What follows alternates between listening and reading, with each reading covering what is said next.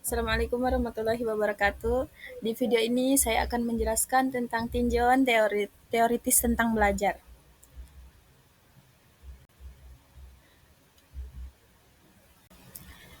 Kita masuk pada sejarah teori belajar.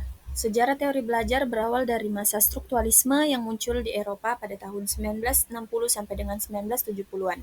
Francois Dos melalui bukunya yang berjudul History de Strukturalisme menggambarkan tahun 1966 sebagai tahun memancarnya strukturalisme di Eropa, khususnya di Prancis. Adapun tahun 1967 sampai dengan 1978 digambarkan sebagai masa perkembangan dan penyebaran gagasan strukturalisme serta penerangan tentang konsep strukturalisme dan perayaan dalam ilmu pengetahuan.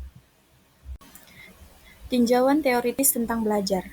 Belajar adalah proses kompleks yang melibatkan perubahan perilaku dan pemahaman individu sebagai hasil dari pengalaman. Dalam konteks pendidikan, berbagai teori belajar telah dikembangkan untuk menjelaskan bagaimana individu memperoleh, memproses, dan mengaplikasikan pengetahuan. Berikut adalah tinjauan beberapa teori belajar yang paling berpengaruh. Jadi ada teori behavioristik, di mana teori behavioristik ini berfokus pada perubahan perilaku yang dapat diamati sebagai hasil dari pengalaman. Tokoh utama dalam aliran ini seperti Edward Thorndike dan B. F. Skinner menekankan pentingnya hubungan antara stimulus dan respon. Menurut Thorndike, belajar terjadi melalui 3 hukum utama, hukum kesiapan, hukum latihan, dan hukum efek. Hukum-hukum ini menjelaskan bahwa pembelajaran akan lebih efektif jika peserta didik siap melakukan latihan berulang dan mendapatkan umpan balik positif. Adapun contoh teori behavioristik, Pavlov melalui eksperimen klasiknya dengan anjing menemukan bahwa asosiasi antara rangsangan netral, misalnya suara bel, dengan rangsangan tak terkontrol seperti makanan, dapat menghasilkan respon yang sama meskipun hanya rangsangan netral tersebut yang diberikan. Skinner dengan teori penguatan operan mengemukakan bahwa perilaku bisa diperkuat melalui hadiah atau hukuman. Penguatan positif dan negatif menjadi kunci dalam mengubah perilaku individu. Teori kognitivisme. Kognitivisme muncul sebagai reaksi terhadap behaviorisme yang terlalu menekankan aspek eksternal dalam proses belajar. Teori ini berfokus pada proses mental yang terjadi di pikiran individu, seperti pemrosesan informasi, ingatan, perhatian, dan pemahaman. Tokoh-tokoh penting dalam kognitivisme seperti Jean Piaget, Jerome Bruner, dan Levi Vygotsky berpendapat bahwa belajar tidak hanya sekedar perubahan perilaku, tetapi juga melibatkan proses internal yang lebih mendalam. Jean Piaget menemukan teori perkembangan kognitif yang menekankan pentingnya tahapan-tahapan perkembangan dalam berpikir dan memahami dunia.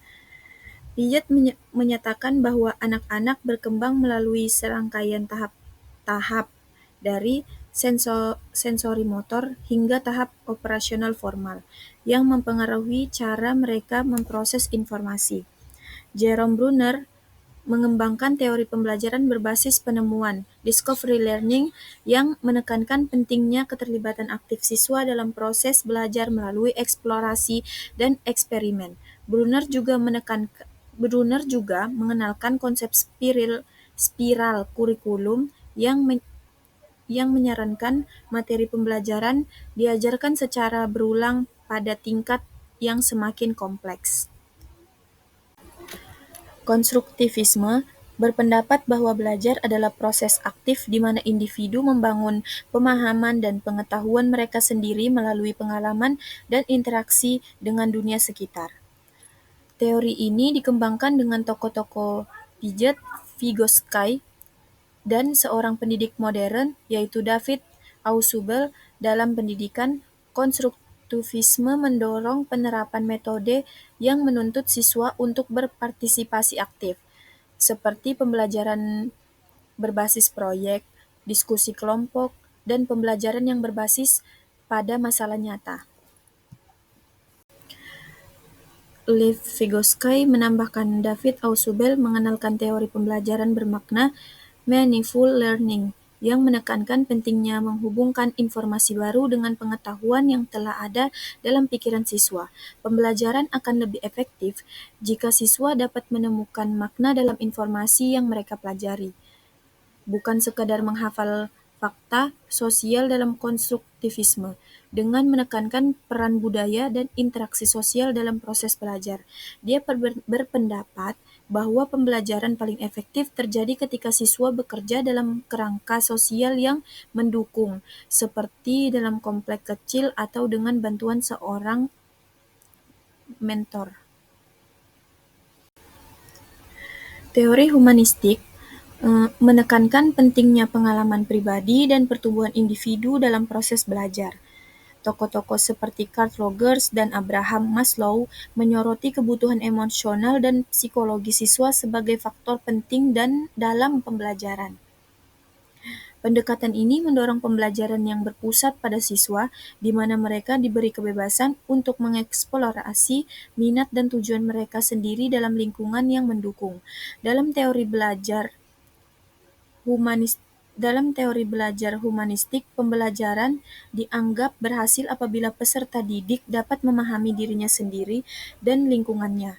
Adapun dua psikolog ternama yang mempelajari penelitian teori humanistik. Lanjut kita masuk kepada implikasi praktis teori belajar dalam pendidikan. Setiap teori belajar memiliki implikasi praktis yang berbeda dalam dunia pendidikan. Dalam praktik pengajaran, penting untuk menggabungkan berbagai pendekatan untuk memenuhi kebutuhan belajar siswa yang berbeda-beda.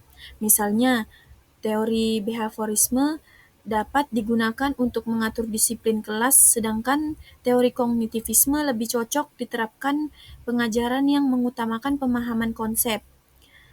Pemahaman yang mendalam tentang berbagai teori belajar ini memberikan wawasan penting bagi pendidik untuk merancang pengalaman belajar yang lebih efektif dan menarik. Dengan pendekatan yang tepat, pembelajaran dapat menjadi proses yang lebih bermakna. Jadi kesimpulannya, belajar adalah proses dinamis yang melibatkan interaksi individu dengan lingkungannya. Berbagai teori belajar seperti behaviorisme, kognitivisme, konstruktivisme, dan humanistik memberikan kerangka yang berbeda dalam memahami bagaimana individu memperoleh dan mengaplikasikan pengetahuan. Setiap teori belajar menawarkan perspektif unik tentang bagaimana individu belajar dan berkembang. Memahami berbagai teori ini sangat penting bagi pendidik untuk merancang metode pengajar yang efektif dan sesuai dengan kebutuhan siswa dengan menginteraksikan prinsip-prinsip dari berbagai teori belajar. Baik, sekian dari saya. Assalamualaikum warahmatullahi wabarakatuh.